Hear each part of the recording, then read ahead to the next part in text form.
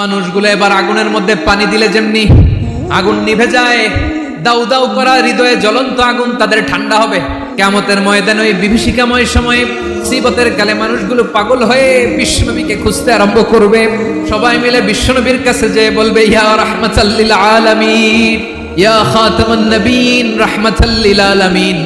আমাদের কি অবস্থা, কঠিন বিপদে আমরা আছি, দাঁড়াতে পারি না, সূর্যের আলোতে ঘেমে হয়রান।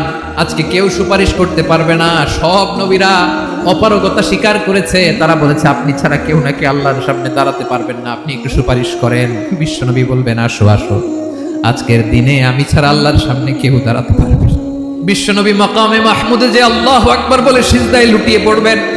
আল্লাহ রাব্বুল আলামিন বিশ্বনবীকে এমন কিছু চমৎকার শব্দ শিখাবেন, ওই শব্দগুলো দিয়ে আল্লাহর প্রশংসা করে বিশ্বনবী কাঁদতে আরম্ভ করবেন। বিশ্বনবী এমন ভাবে অজর দ্বারায় সিজদায় লুটিয়ে পড়ে কাঁদবেন, রব্বুল আলামিনের রহমতের দরিয়ায় জোশ লেগে যাবে। রব্বুল আলামিন এই দৃশ্য থেকে সহ্য করতে পারবেন না। রব্বুল আলামিন বলবেন, ইয়া মুহাম্মদ ইরফা রাসাক, ও নবী আপনি মাথা তোলেন, মাথা তোলেন, আপনার কান্না আমি সহ্য করতে পারি না। নবী আপনি মাথা তোলেন, সাল তুতা, আজকে আপনি যা চাবেন তাই দেব।